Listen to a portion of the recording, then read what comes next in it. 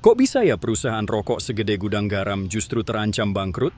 Padahal, menurut data WHO, 73,2% pria Indonesia adalah perokok aktif. Tapi kenyataannya, laba bersih gudang garam anjlok sampai 82%. Pasarnya juga makin sesak sama rokok ilegal yang harganya nggak masuk akal. Di video ini, kita bakal jelasin dengan mudah kenapa industri yang kelihatannya kuat banget ternyata bisa rapuh juga. Khususnya gudang garam yang kini terancam bangkrut. Jangan lupa like video ini, komen pendapatmu, share ke temanmu, dan subscribe ke channel. Baiklah, biar enggak ketinggalan bahasan menarik lainnya soal hal-hal yang kelihatannya biasa tapi ternyata krusial.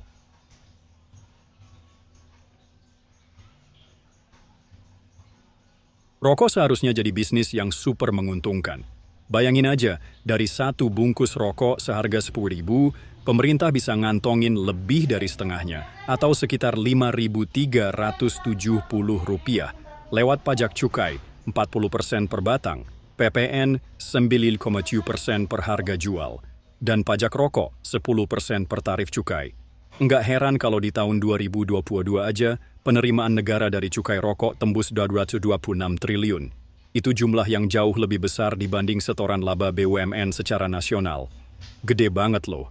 Selain jadi penyumbang pajak raksasa, industri rokok juga ngasih makan jutaan orang.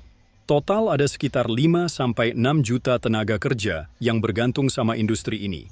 Mulai dari petani tembakau, buruh pabrik, tukang linting rokok manual, sampai orang-orang yang terlibat dalam distribusi dan penjualannya. Dulu, gudang garam termasuk raksasa di tengah ekosistem ini. Di tahun 2019, laba bersihnya sempat menyentuh 10,8 triliun. Tapi sekarang, situasinya berubah drastis. Laba bersih gudang garam tahun 2024 tinggal 981 miliar, turun lebih dari 82% dibanding tahun 2023 yang mencatat laba 5,3 triliun. Saham mereka juga anjlok parah, dari sekitar Rp90.000 per lembar jadi cuma 9.600-an. Ini bukan penurunan biasa, tapi sinyal bahwa ada yang serius banget sedang terjadi di balik layar bisnis rokok besar ini. Dan pada akhirnya, dari semua penurunan ini, mereka memutuskan berhenti membeli tembakau dari Temanggung. Alasannya, stok tembakau di gudang garam menumpuk dan cukup untuk produksi sampai 4 tahun ke depan, dengan kondisi penjualan seperti sekarang. Kalau perusahaan sebesar gudang garam aja mulai ngerem mendadak, artinya ada tekanan besar yang bikin mereka nggak bisa jalan seperti biasa.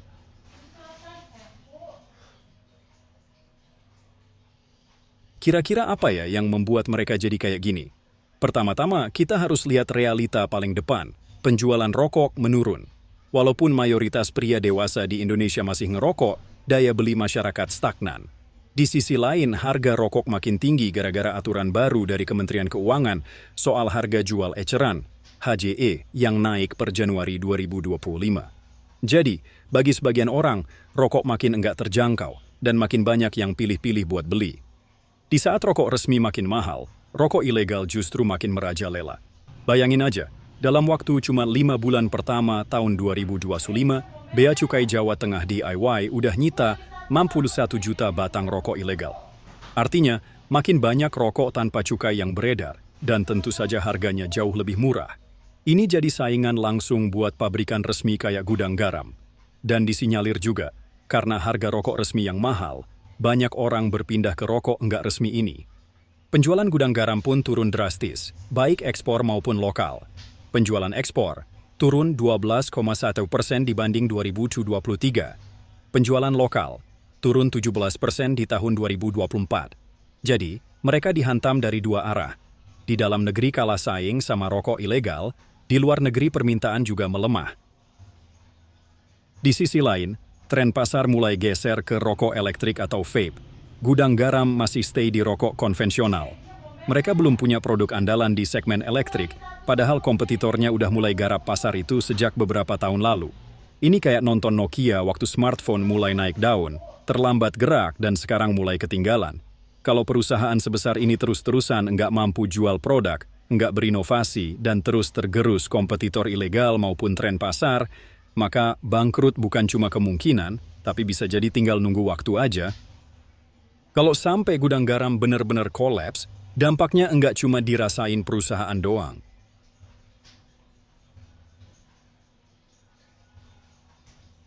Kalau sampai gudang garam benar-benar kolaps, dampaknya nggak cuma dirasain perusahaan doang. Ini bisa jadi sinyal bahaya buat seluruh industri rokok konvensional di Indonesia. Karena kalau perusahaan sebesar gudang garam aja megap-megap menghadapi perubahan, gimana nasib pabrik rokok kecil yang modalnya jauh lebih terbatas? Efek domino bisa banget terjadi. Bukan enggak mungkin kita bakal lihat lebih banyak perusahaan tembakau yang tumbang. Yang paling langsung kena, tentu aja orang-orang yang kerja di ekosistemnya. Industri rokok menyerap 5-6 juta tenaga kerja. Dari petani tembakau di lereng gunung, buruh linting di pabrik, sampai agen dan pengecer rokok di warung-warung. Kalau gudang garam kolaps, setidaknya 20.000 orang akan kehilangan pekerjaan. Ribuan, bahkan ratusan ribu lainnya, juga bisa kehilangan mata pencaharian. Di tengah ekonomi yang lagi berat, kehilangan penghasilan kayak gini bisa jadi bencana buat banyak keluarga. Selain itu, pemasukan negara juga bisa terganggu. Rokok adalah penyumbang cukai terbesar. Tahun 2022 aja, cukai rokok tembus 226 triliun. Dalam 17 tahun terakhir, cukai menyumbang 7,5% pendapatan negara, sedangkan BUMN hanya 2,7%. Kalau produsen resmi tumbang dan pasarnya diambil alih rokok ilegal yang enggak bayar cukai, jelas pendapatan negara bakal anjlok. Padahal, uang dari cukai ini juga dipakai buat dana kesehatan dan pembangunan. Jadi ini bukan cuma soal kebangkrutan bisnis. Ini soal hilangnya tumpuan ekonomi banyak orang, longgarnya pengawasan produk ilegal, dan berkurangnya sumber dana publik yang penting. Kalau gudang garam roboh, yang goyah bukan cuma industrinya, tapi sendi, ekonomi masyarakat dan negara yang ikut bertumpu di dalamnya.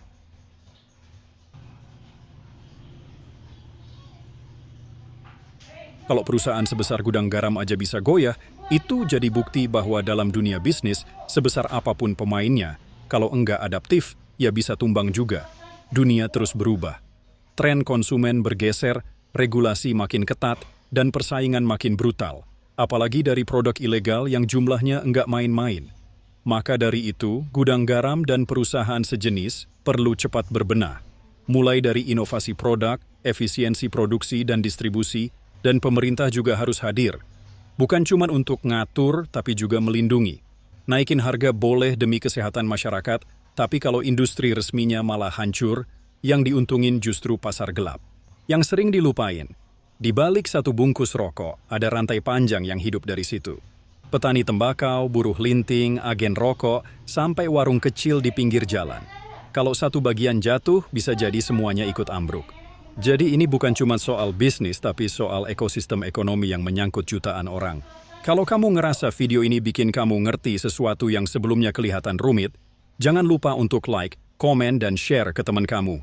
Dan tentu aja, subscribe ke channel Rakyat Update, biar kamu nggak ketinggalan pembahasan-pembahasan penting lainnya.